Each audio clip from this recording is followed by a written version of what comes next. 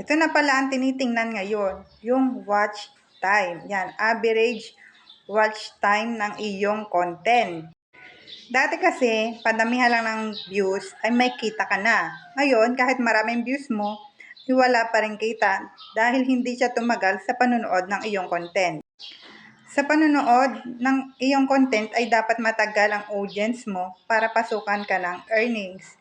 Dati sa views tayo titingin, ngayon sa watch time na. Sa average watch time. Yan. Diyan natin titingnan kung mataas ba yan. Dahil kung pag mataas yan, sure na papasukan ka ng earnings. Pero pagka ganitong katulad sa akin, ay napakababa ng watch time ko. So, kaya zero earnings yan. Hindi sila tumatagal manood sa aking video. Kaya dapat patagalin natin ang audience sa ating mga content para madagdagan ang ating watch time at pasukan tayo ng earnings. Dahil more manood sila ng mas matagal, more earnings ang papasok sa atin.